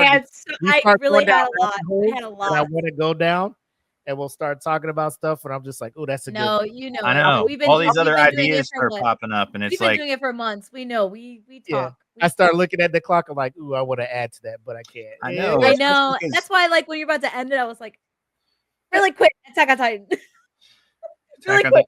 Let's look at it and let's move on. I'm glad Willie warned me, because after watching the series, I was like, yeah, man, I'll check this out. Like, That's And how Willie's like, "Oh my God, the Attack on Titan." I'm like, "Oh, we're moving that off the Yeah. list." There we And go. they had me- then we didn't they even had me talk about Full fresh. Metal Alchemist, and I was like, that was the worst one. I mean, they got me fresh after finishing season 3. I'm just like, oh my God, bro. I'm hyped. Like, I'm Yeah, you're Yes. saluting and shit, and you're like, and then you're like, "What the?" When I saw the live action, it's when I say saw, like I was looking at yeah, the Uh, clips and stuff. the Yeah. clips and stuff, and Oh, he brought you something? Look at Oh. Steve. he Look brought at me that. dinner. Oh, I thought it was a please don't make me watch a show. No, it was dinner because he knows Every I time we haven't- talk about that, she's always like, "All right, I'm gonna make Steven watch this with me," and I'm just like, "Steven's gonna hate us." No, he's been Gonna downstairs. watch I the guess dumbest shows. he's Like, been oh, cooking, sorry. so he cooked me dinner. So 'cause he knows, Oh, he's a keeper. Okay, he, good. he knows We me when didn't I make you whenever watch we do Dragon this, Ball, that's all. whenever we do our podcast, especially on Thursdays, if we don't eat, I won't eat, and I'll just sit here and chill and drink with you guys, and then unfortunately, if we have to work the next day, keeps I'll you get a alive. strong Oh, buzz. Yeah, you're And gonna then be. he's like, "Did you eat?" And I'm like, "I did eat." And so I'm eating at 9:00 at night. Oh. But yeah, like there's so many that I was like, "Damn, I had so many funny pictures ready for the Full Metal Alchemist. I was so ready to just I know. shit on that one." We'll just do we gotta figure out a segment on this show where we could just like there's so much shit to make fun of. Just like There 10, is. 10 We minutes should like have we should have the sake bombs, man. Yeah. We'll call it sake bombs, and it's just a Oh, bomb that's a for good real. Like idea. That's the a good worst. idea. They're Be like- bomb. They bombed out. They're just terrible. before And we get regularly scheduled, be like, all right, this week Jackie has sake bomb 5 minutes. Yeah. Go. He's Well, just like, fam, yeah. look at this motherfucking shit. Yeah. Yeah. Dude, and it's just like, and then we do each of us like boom, boom, boom. It's just like random shit. I like that. Well, Yeah. I'll work on a transition for that. But that's a good idea, Eric. Look at that. And the name. And you came up with the name. Look at that. Yeah, good job. EJ, that was sick. That was sick. So But- yeah, that was. I mean, What when that we means, what that means though, is that not that it's sake, but maybe we should. we should have sake sake for that. Is that what we should start And just adding keep in? some in the in the fridge for when we're gonna have a Either segment. that or yeah, so it's we have to go buy sake, or we need Yeah. to like we can call them. You might know this. Well, you guys been in Korea, so remember with the soju, we used to do like you would pour it and it would be the Titanic, and you would put the shot glass into the cup of. I'm not saying we do this. I'm just saying as an example. Yeah, Because that's a lot. That's a lot. Yeah. I'm not saying we do that. I don't do it, but I mean, yeah. But you know what I'm talking about, where you put the shot glass in the I think it's kase is the beer, yep. and then you fill up the shot glass. Yeah, you guys know. Yeah. It can be sake bombs, or it can be what's it called?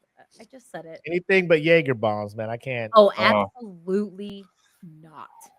I'm past that. That was when I was like, Everybody had that phase, Jackie. Yeah. Because we were all 21. I was dumb. 21. Oh yeah, for Yeah. sure. 21. There we go. We were dumb. We had That's- phase. That whole age, you're dumb. It's like, Yeah, People had like a whole machine in their house. yeah. It's Jaeger. bro. Like, When I it was the younger, hottest drink on the street. when I was younger, super younger, 21, we'll say, So like I 2 years ago. used to Yeah. have a Jaeger dance. I'm not even Like, she joking. had a Jaeger dance. Me Willie. and this girl that went to high school with, her name is Kiki. And Her we name is would what? her name was Kiki. Kiki. Oh, Her she's not a stripper.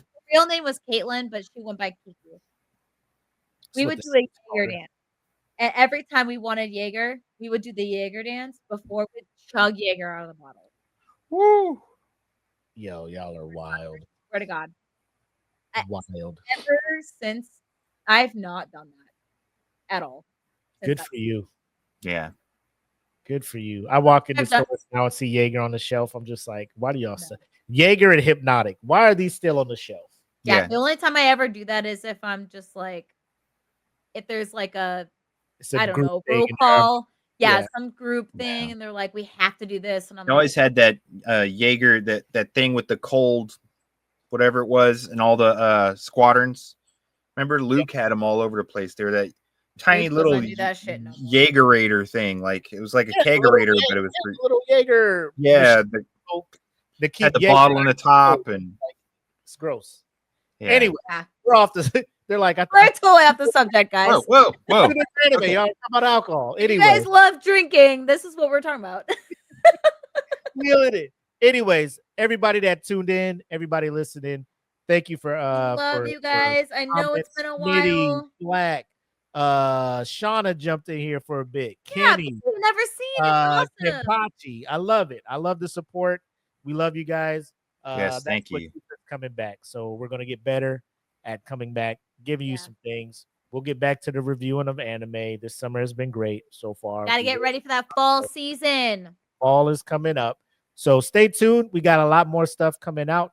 But until next time, I'm Mac. This is Jackie, and that's EJ at the end. This has been episode 19 of Eat the Cake. You all have a great night. Take care. Thank you, everyone. Peace. Thank you. Out.